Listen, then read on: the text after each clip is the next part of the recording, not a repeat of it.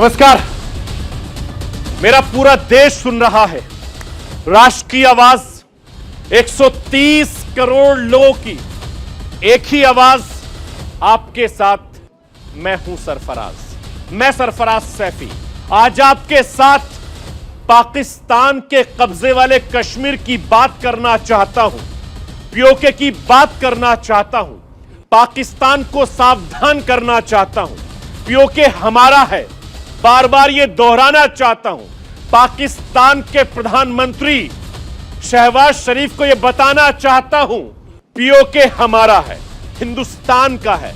General Bajwa को यह बताना चाहता हूं, पीओके हमारा है, हिंदुस्तान का है। जितनी जल्दी पाकिस्तान की समझ में यह बात आ जाए उतनी ही अच्छी है, क्योंकि पीओके के बहुत मेरे हिंदुस्तान का बहुत जल्द हिस्सा बनेगा। उम्मीद बढ़ने लगी है।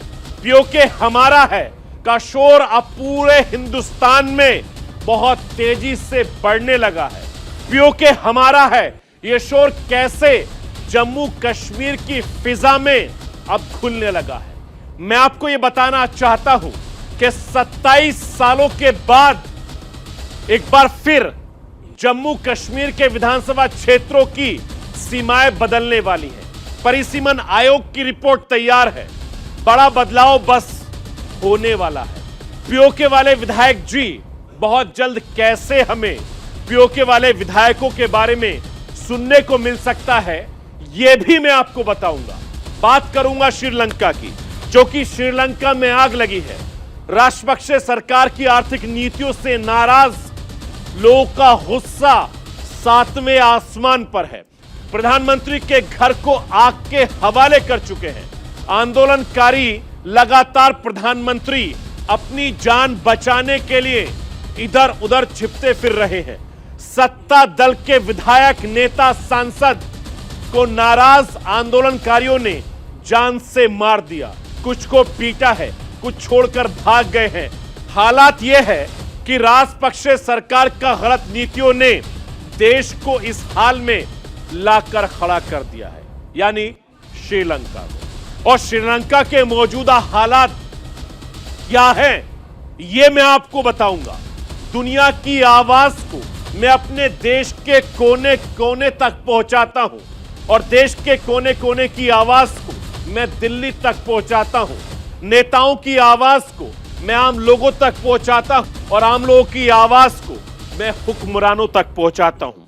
आपकी आवाज से मिलती है मेरी आवाज और बन जाती है राष्ट्र की आवाज।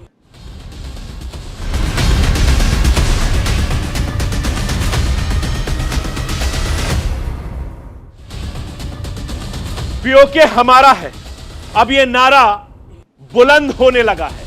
देश भर में पीओके को लेकर माहौल बनने लगा है। मोदी सरकार की जम्मू कश्मीर को लेकर जैसी तैयारी है, उसे देखकर लग रहा है कि बहुत जल्द पीओके अब हमारा होगा, भारत का हिस्सा होगा। और मैं आपको यह बताना चाहता हूं कि जिस तरीके से देश के प्रधानमंत्री नरेंद्र मोदी ने जम्मू कश्मीर से अनुच्छेद 370 को खत्म कर दिया, देश को एक बड़ा गिफ्ट दिया है, एक तोहफा दिया है। अब यह भरोसा जगने लगा है कि पीओके को लेकर कुछ बड़ा फैसला हो सकता है। पीओके में अपना घर बार छोड़कर जम्मू आए लोगों को भी मोदी सरकार से बहुत ज्यादा उम्मीदें हैं, और लगातार मेरे हिंदुस्तान की सरकार पीओके को लेकर गंभीर है, और हर मुमकिन कोशिश है कि बहुत जल्द पीओके हमारा हो।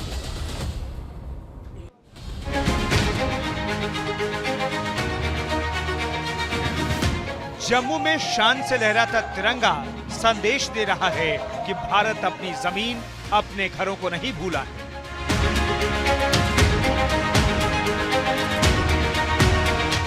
कश्मीर की उन वादियों को नहीं भूला है जिन पर पाकिस्तान ने जबरन कब्जा कर रखा है। 75 साल के बाद भी भारत पाकिस्तान अधिकृत कश्मीर को नहीं भूला है। पीओके हमारा है, अब ये आवाज जम्मू में जोर पकड़ने लगी है।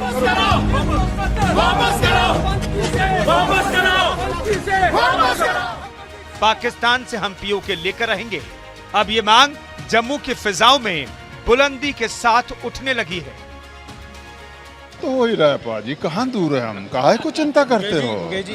बहुत अच्छा लगा सर, बहुत अच्छा लगा। संदेश तो इतना, देखिए इतने लोगों का इकट्ठा होना ही अपने आप में बहुत बड़ा संदेश है। और बात सीधी है कि हमारे अपने लोग वहाँ परेशान हुए, उन्होंने तकलीफ़ें उठाई और क्या नहीं हुआ है, जितना कहो इसके बारे में उतना कम है। लेकिन यस, वहाँ के लोग भी चाहते हैं और हमारे पार्लियामेंट में ये बात कही गई है कि वो एरिया हमारा है, तो उससे दूर रहने का भी हमारा कोई फर्ज बनता नहीं। हमें जम्मू में एक खास कार्यक्रम का आयोजन किया गया था, जिसमें अभिनेता मुकेश ऋषि मुख्य अतिथि के तौर पर आमंत्रित थे। बॉलीवुड में अपने अभिनय के दम पर अपनी विशिष्ट पहचान बनाने वाले मुकेश ऋषि का परिवार भी पाकिस्तान अधिकृत कश्मीर के मीरपुर का ही रहने वाला था। पलायन का दंश मुकेश ऋषि के परिवार ने भी झेला है। इस कार्यक्रम के दौरान साल 1947 और फिर 1965, 1971 की लड़ाई में जितने भी लोगों ने अपनी मातृभूमि के लिए अपने देश की लड़ाई लड़ी, शहादत दी, उन सबको याद किया गया, उन्हें नमन किया गया। पीओके भारत का हिस्सा है और अब इसे भारत में वापस लाने की उम्मीद भी जगने लगी है। देश में लंबे समय तक इस मुद्दे को अहमियत नहीं देने का सियासी चलन रहा, लेकिन 2014 में मोदी सरकार के सत्ता में आने के बाद से माहौल बदलने लगा है। विशेषकर जब से जम्मू कश्मीर से अनुच्छेद 370 हटाया गया है। इस फ्रंट पर कुछ बड़ा हो सकता है, ऐसी उम्मीद जगने लगी है। इसलिए एग्रेसिव हूँ कि जम्मू एंड कश्मीर के पीओके को आप भारत का हिस्सा नहीं मानते हो क्या? एग्रेसिव ना हो, जान दे देंगे इसके लिए। क्या बात कर रहे हो आप? एग्रेसिव होने की क्या बात कर रहे हो? जान दे देंगे इसके लिए। देश के गृह मंत्री अमित शाह ने राष्ट्र भावना के जिस आवेग के साथ पीओके को लेकर अपनी बात संसद में रखी थी, आज भी सुनने वालों को भरोसा लगता है कि पीओके को वापस लाने के लिए केंद्र की मोदी सरकार बहुत गंभीर है और कभी भी चमत्कार हो सकता है। एक ऐसा चमत्कार जिसके लिए देश ने लंबा इंतजार किया है।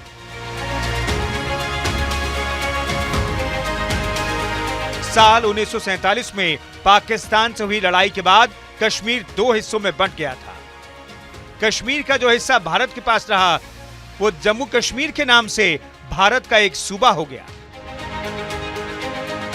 वहीं कश्मीर का जो हिस्सा पाकिस्तान और अफगानिस्तान से सटा हुआ था, वो पाकिस्तान अधिकृत कश्मीर कहलाया।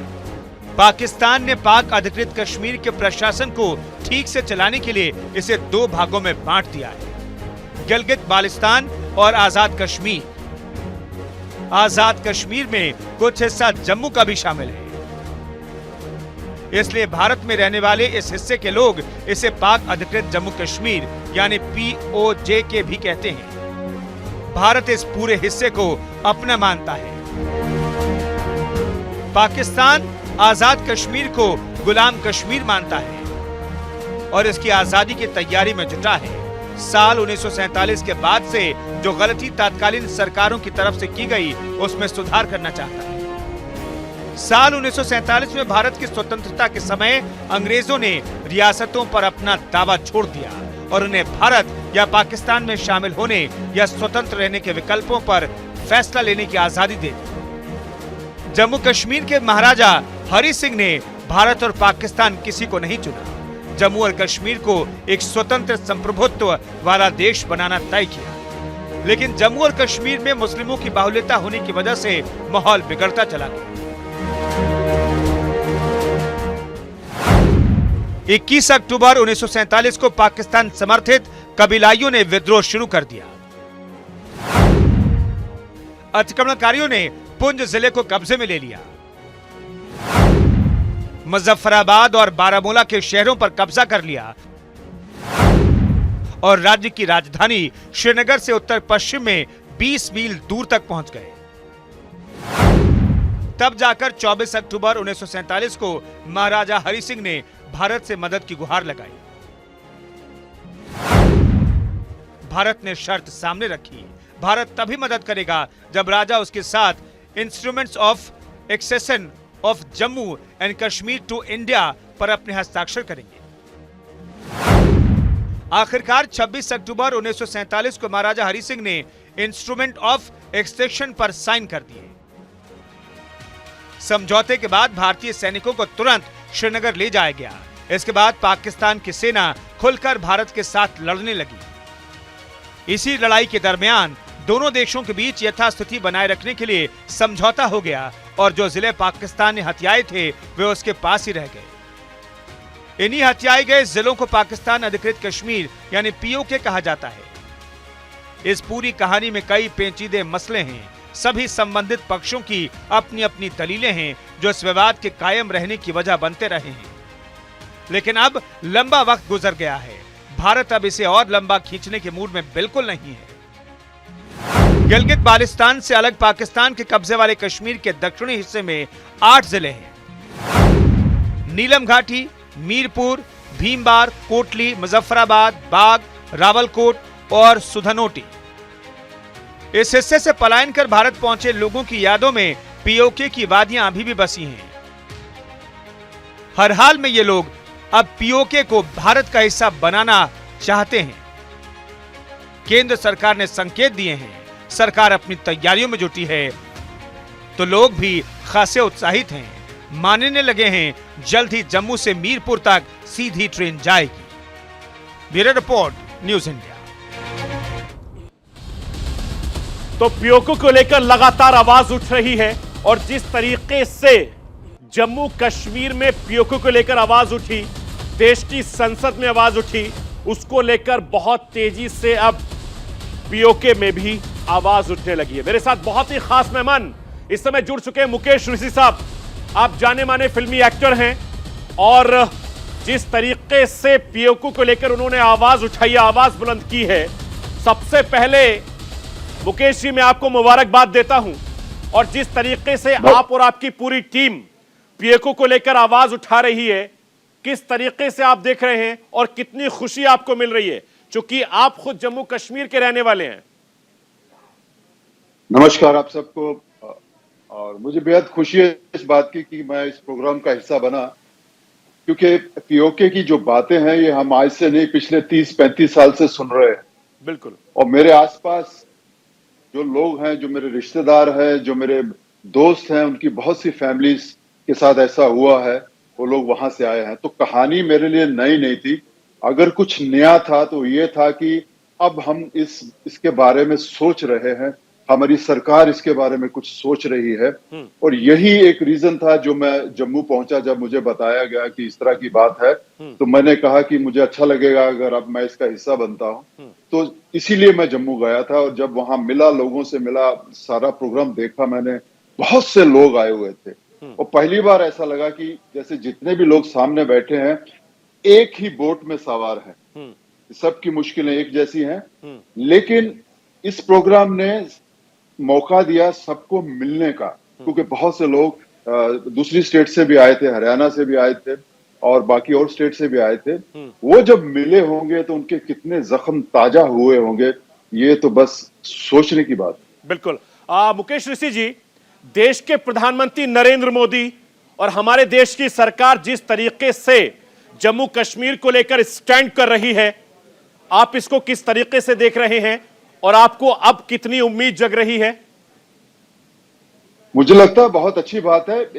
कोई भी जब इस तरह के काम होते हैं तो एक मुहिम छेड़नी पड़ती है जो शुरू हो चुकी है और वो लोगों के उन दिलों तक पहुंच चुकी है जो लोग ये हमेशा चाहते आए। सबसे बड़ी बात इसमें यह है कि आज भी वो लोग जिंदा हैं जिन्होंने ये चीज जो है फेस की है। और मैं खुद मिला हूं उनसे। मैं क्योंकि बीच में बात होती थी, हम लोग कहानी सुनते थे फिर चुप हो जाते थे, समा गुजर गया। लेकिन मुंबई आने से पहले जब फंक्शन के बाद मैं अपने दोस्त के घर गया तो उनकी मदर ने थोड़ी सी न्यूज में पढ़ा था और मुझे जब आने के बाद उन्होंने मुझे जो कहानी सुनाई वो कहानी बिल्कुल एकदम पिक्चर की तरह थी और एकदम सच लगी, एकदम सच कहानी है और उसके वो खुद गवाह हैं। वो 10 साल की थी जब वहां से निकली और 2 साल के बच्चे को अपने कलेजे से लगा के 3 दिन उनको लगे वहां पहुंचने में, जहां कैंप लगे थे, और कैंप जो थे वो इंडियन आर्मी के कंट्रोल में थे। वो जब किस्सा उन्होंने मुझे सुनाया तो मुझे लगा कि मैं तो खुद ऐसे फैमिलीज के बीच में रहा हूं, कितने सालों से रह रहा हूं जिनके पास ये सारे किस्से मौजूद हैं, वो आज भी पूरी सेंस में अपनी कहानी बता रही हैं। तो मुझे लगता है कि ये बहुत जरूरी हो जाता है अब ऐसे लोगों से पूछा जाए कि उस वक्त क्या हुआ, क्या उन पे गुजरी, और इसके बाद और क्या प्रूफ चाहिए हम लोगों को। बिल्कुल मुकेश जी, हमारे देश के गृह मंत्री अमित शाह ने जिस मजबूती के साथ, जिस बुलंद आवाज के साथ देश की संसद में खड़े होकर पीओके को लेकर जो बात कही है, उसको और ज्यादा मजबूती आप लगातार दे रहे हैं और सरकार का भी हौसला बढ़ा रहे हैं, सरकार आप लोगों का हौसला बढ़ा रही है। बिल्कुल बिल्कुल इसी तरह होता है, ये कोई छोटी मोटी बात नहीं है, इसमें बड़ी मुश्किलें आ सकती हैं, लेकिन मैं मानता हूं कि जो सफर एक बार शुरू होता है, शुरू होना बहुत जरूरी है। उसके बाद तो कुछ ना कुछ छोटी मोटी चीजें आएंगी, लेकिन हमारे पास इतने प्रूफ हैं और जिंदा प्रूफ हैं, इनको हम इग्नोर नहीं कर सकते हैं। इनका साथ लेना चाहिए, इनकी बातें सुननी चाहिए हम लोगों को, वो सारी चीजें इकट्ठी करके लोगों तक पहुंचनी चाहिए। तो मुझे लगता है कि हम दूर नहीं है अपनी मंजिल से। आपको क्या लगता है कि जिस तरीके से पीओके को लेकर जो जम्मू कश्मीर में मेहनत हो रही है, सरकार मेहनत कर रही है, सवाल उठा रही है, लोगों को एकजुट कर रही है, बहुत कम वक्त बचा है जब पीओके हमारा होगा? 100% होगा, मुझे कोई शक नहीं है इस बात की कि जब देश इस बात को समझता है, वो सेंसिटिव होता है इस चीज को लेके, लोगों को रास्ता बताता है, लोग उसके साथ जुड़ते हैं, तो फिर कोई दुनिया की कोई भी चीज नामुमकिन नहीं हो सकती। बिल्कुल। और जब आप वहां मौजूद थे, जिस तरीके से लोगों की बात सुनी, दर्द सुना, आप किस तरीके से बयां करेंगे न्यूज इंडिया के दर्शकों को? मैं कह रहा हूं कि सबसे अच्छा मौका मिला जब मैं अपने दोस्त के घर में गया और माँ जी ने मुझे सारी कहानी सुनाई, और फिर जब शाम को दोस्तों के साथ बैठा तो कुछ इस तरह की बातें निकली, तो उन्होंने कहा कि हमारी भी कहानी इसी तरह की है। तो बहुत सारे लोग हैं वहां पे जिन्हें मैं आज से नहीं, पिछले 30-40 साल से जानता हूं, उनकी भी स्टोरी में है कि उनके पेरेंट्स ने ये सब फेस किया है, सफर किया है, उन्होंने कहानियां सुनी है। तो मुझे लगता है कि ये बहुत सही समय है कि हम इस बात का फायदा उठाएं कि जो आज हमारे पास ऊपर वाले की दया से जिंदा है, हमारे बीच में जो लोग हैं जिन्होंने ये त्रासदी झेली है, और उसका एकदम से क्या कहते हैं कि मिसाल है, आज हमारे बीच हैं। तो और हमें क्या चाहिए, क्या सबूत हमने इकट्ठे करने हैं? और बिल्कुल, और जिस तरीके से जब पीओके हमारा होगा, हमारे हिंदुस्तान के साथ तरक्की करेगा, हमारे हिंदुस्तान के साथ आगे बढ़ेगा, जाहिर सी बात है कि जो कुर्बानियां लोगों ने दी हैं, जो रिफ्यूजी संगठनों ने मेहनत की है, उसको एक बहुत बड़ा फायदा होगा। बिल्कुल होगा, क्यों नहीं होगा? क्योंकि हम यही सोच रहे थे कि देखिए, सरकार के बिना आप अधूरे हैं, कमजोर हैं। बिल्कुल। तो हमें उनका साथ चाहिए होता है, तब जाके ये काम होते हैं। तो अभी ये ताली दोनों हाथ से बज रही है कि उन्होंने रास्ता दिखाया, शुरू किया है, लोग साथ जुड़ रहे हैं, और बहुत सारी संस्थाएं इस काम को आगे ले जाना चाहती हैं। तो मुझे लगता है ये बहुत बड़ी बात है जी। और जो ट्रेन चलने की बात हो रही है जम्मू से, वो कब तक शुरू हो जाएगी, उसको किस तरीके से देख रहे हैं आप? बस वही उस भाव में मेरे अंदर से ये बात निकली कि जब हम निकल ही पड़े हैं सफर पे, तो आने वाले जब आए थे, हमारे बुजुर्ग आए थे, तो किस हालात में आए, कितनी सेक्रीफाइस करके आए। तो जो रास्ता उन्होंने खोला है हमारे लिए, तो क्यों ना हम अब ट्रेन पे वहां जाएं या प्लेन में वहां जाएं। चलिए, बहुत बहुत शुक्रिया मुकेश ऋषि जी न्यूज इंडिया से बातचीत करने के लिए। तो मुकेश ऋषि जी को आप सुन रहे थे, जो पीओके को लेकर लगातार जो विरोध प्रदर्शन हो रहे हैं, मांग उठ रही है, कल उस कार्यक्रम में शामिल हुए थे। क्योंकि जिस तरीके से हमारे देश की सरकार, मोदी सरकार, हिंदुस्तान का अहम हिस्सा बनाने के लिए पीओके को लेकर जो कोशिश और कवायद हो रही है, वो बहुत जल्द हिंदुस्तान का हिस्सा होगा। पीओके को लेकर जिस तरीके से जो तमाम संगठन हैं, रिफ्यूजी संगठन, वो सवाल उठा रहे हैं। देश की सरकार लगातार पीओके को हिंदुस्तान का अहम हिस्सा बनाने की कवायद में जुड़ी हुई है। मेरे साथ राजीव चुन्नी साहब इस समय जुड़ गए हैं। आप अध्यक्ष हैं रिफ्यूजी संगठन के। राजीव साहब, मेरा पहला सवाल आपसे यह है कि आप लोगों का रविवार वाला कार्यक्रम बहुत शानदार रहा। रिस्पांस कैसा रहा आप लोगों को? जिस तरीके से आप सालों से मेहनत कर रहे हैं, वो मेहनत रंग लाती दिखाई दे रही है। निश्चित तौर पर ये मेहनत रंग लाती दिख रही है। मैं एक बात कहना चाहूंगा जी कि पाकिस्तान बनने के फौरन बाद जो पहली गोली पाकिस्तान की बंदूक से चली थी, वो मेरे हिंदू और सिखों की छाती पर चली। वो कौन लोग थे? जो मुजफ्फराबाद के थे, मीरपुर के थे, गिलगित बाल्टिस्तान के थे, पुंछ के इलाकों के। आज वो विस्थापित 15-16 लाख लोग हिंदुस्तान में है, जम्मू कश्मीर में है, जम्मू कश्मीर के अन्य राज्यों में है, और इस बात का इंतजार कर रहे हैं कि कब इलाका खाली होगा। लेकिन इस बीते इतवार को जिस तरीके से सारी बिरादरी जुट गई और एक संदेश दिया, ये विश्वास हमें तब हो चला जब अमित शाह जी ने जब बिल लाया 5 अगस्त 2019 को, तो उन्होंने इतनी बात कही कि पीओके की बात करते हो, हम उसके लिए अपनी जान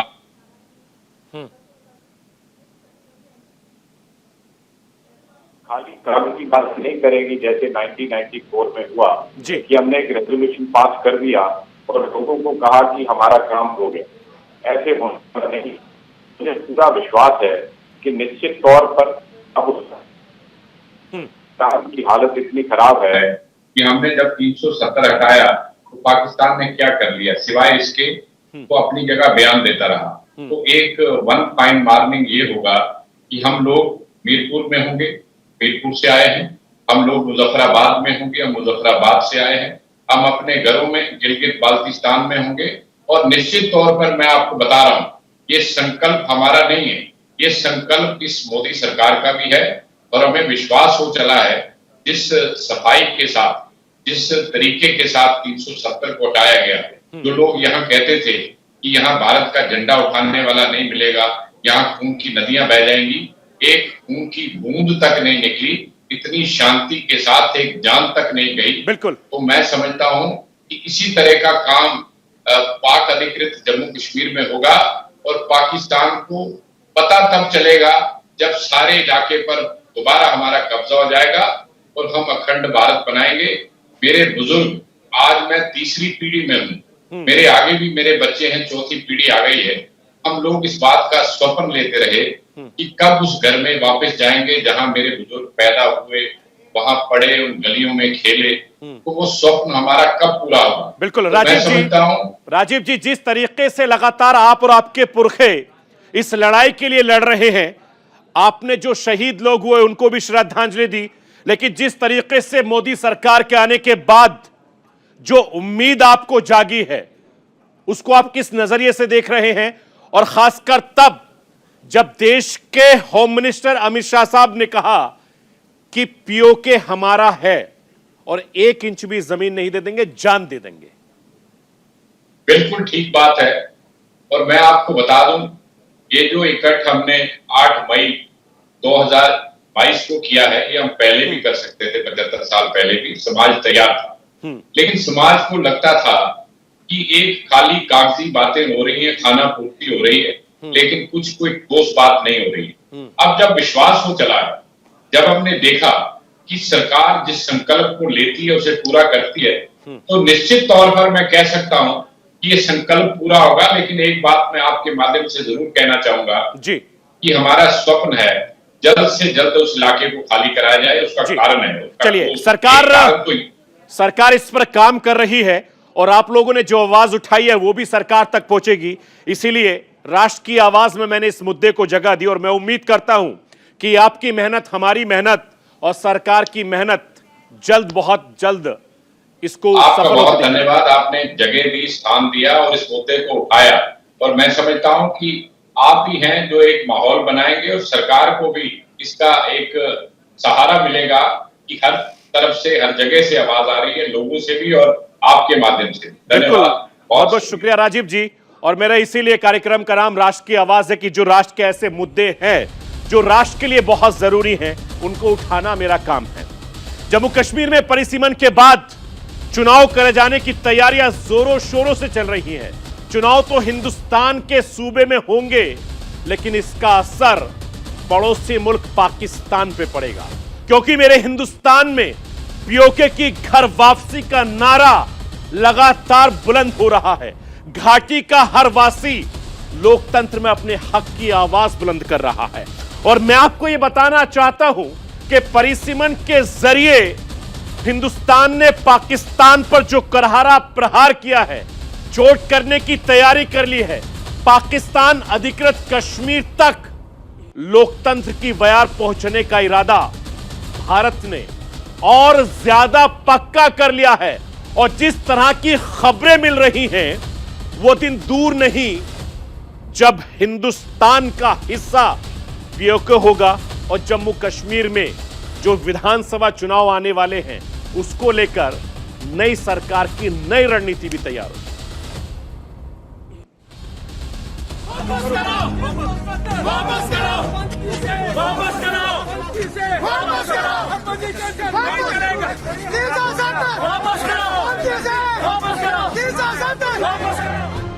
पांच अगस्त 2019 के बाद से घाटी में देशभक्ति की जो बयार बह रही है, वो धीरे धीरे अपनी मंजिल की ओर बढ़ रही है। आजादी के बाद भले ही खूबसूरत कश्मीर का 1/3 हिस्सा पाकिस्तान में रह गया हो, लेकिन अब उसी हिस्से को फिर से भारत में वापस लाने की मुहिम और तेज हो गई है।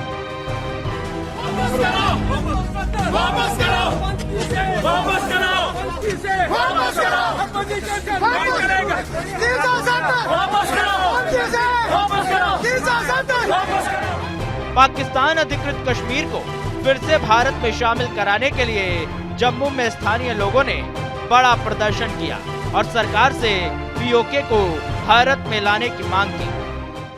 आज 70 साल से ऊपर हो गए हैं, हमें आश्वासन दिया गया है हम अपने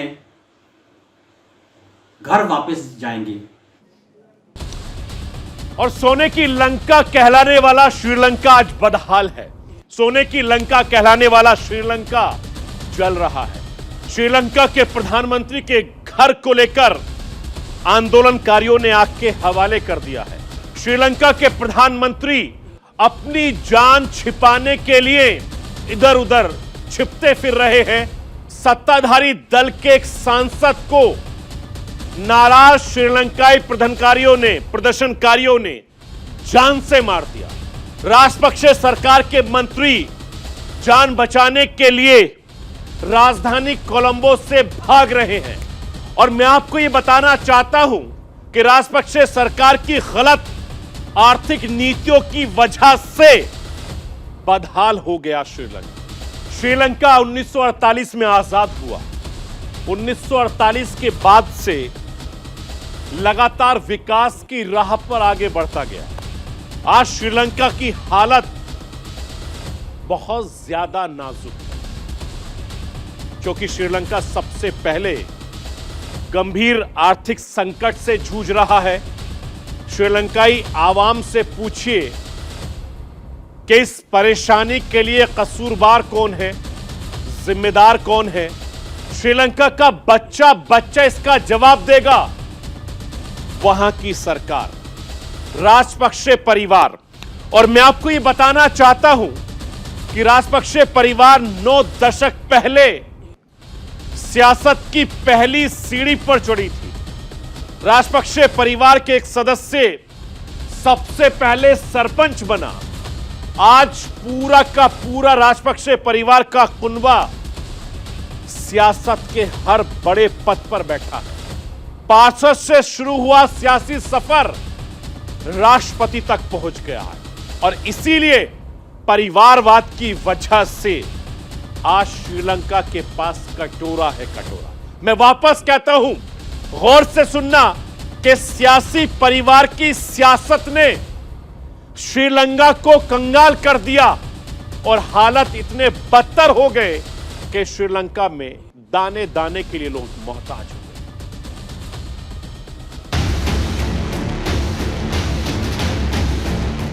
श्रीलंका बदहाल, दुखों का पहाड़, जनता तंगहाल, कौन जिम्मेदार? श्रीलंका में आर्थिक संकट से हाहाकार मचा हुआ है।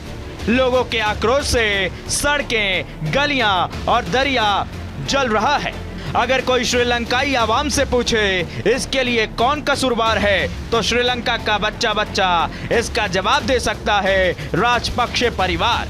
क्योंकि इस परिवार का श्रीलंका की राजनीति में नीचे से लेकर ऊपर तक कब्जा है। श्रीलंका में सरपंच से लेकर राष्ट्रपति पद पर इस परिवार के लोग हैं। मंत्री, संतरी, कोई भी श्रीलंका में छोटा बड़ा पद हो, वो इस परिवार के पास सीधे या परोक्ष रूप से है। यही वजह है कि राजपक्षे परिवार को गुस्साए लोग निशाना बना रहे हैं।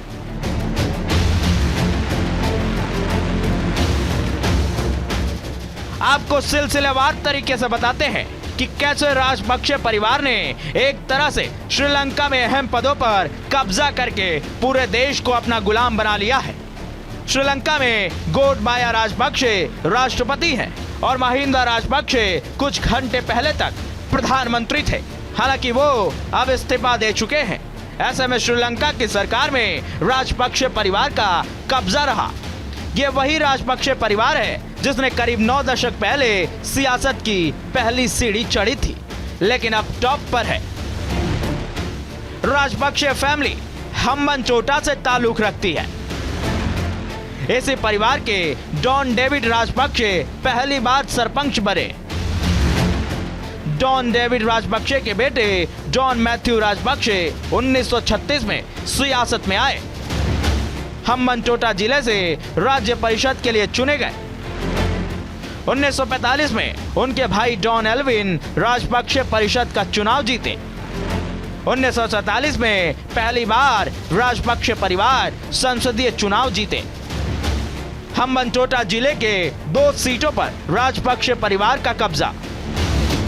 राजपक्षे परिवार के जॉन एल्विन लक्ष्मण राजपक्षे सांसद बने। इस जीत के बाद राजपक्षे परिवार ने श्रीलंका की सियासत में पैर जमा लिया। धीरे धीरे श्रीलंकाई सियासत में राजपक्षे परिवार सबसे बड़ा परिवार बन गया। आज आलम यह है कि टॉप से लेकर बॉटम तक सभी पद राजपक्षे परिवार की गिरफ्त में है। मौजूदा सरकार में 4 भाई, उनके बच्चे सबसे बड़े अहम पदों पर थे। गोटबाया राजपक्षे श्रीलंका के राष्ट्रपति हैं। महिंदा राजपक्षे अब तक प्रधानमंत्री पद पर थे। चामल राजपक्षे सिंचाई मंत्री और बासिल वित्त मंत्री। महिंदा राजपक्षे के बेटे नमल खेल मंत्री हैं। योशिता राजपक्षे पीएम के चीफ ऑफ स्टाफ। चामल के बेटे शशिंद्रा कृषि राज्य मंत्री।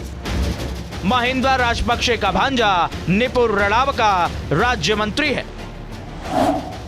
महिंदा राजपक्षे इस्तीफा दे चुके हैं, जबकि मंत्रिमंडल के सदस्य करीब सप्ताह भर पहले इस्तीफा सौंप चुके हैं।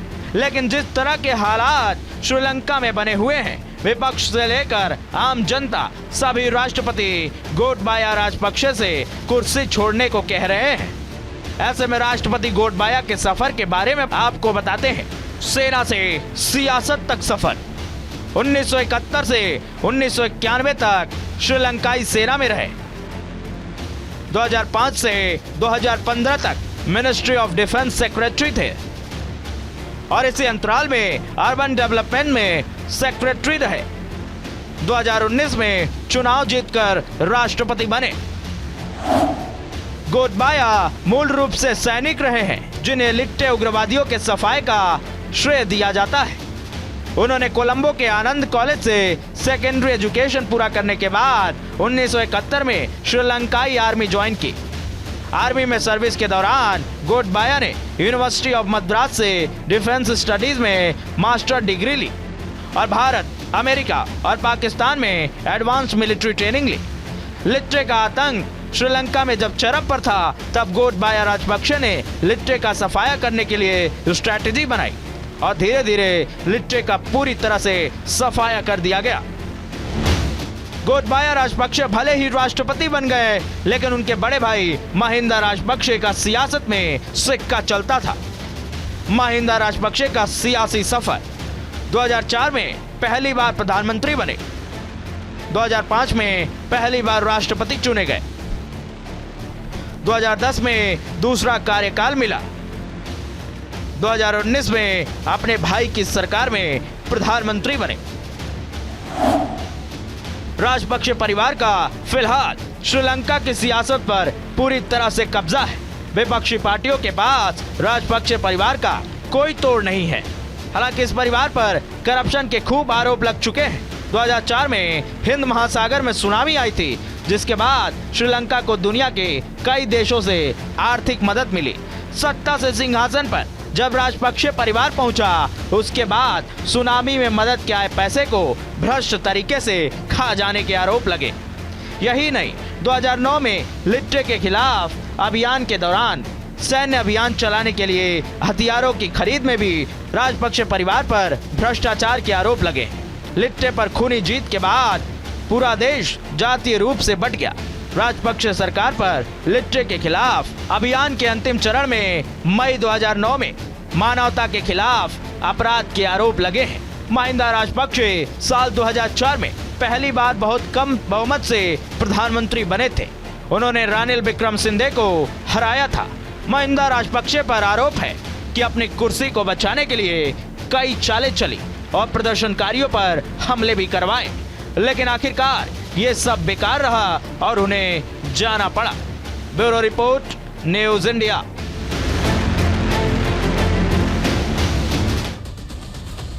तो ये थी राष्ट्र की आवाज। बाकी खबरों के लिए आप बने रहिए न्यूज इंडिया के।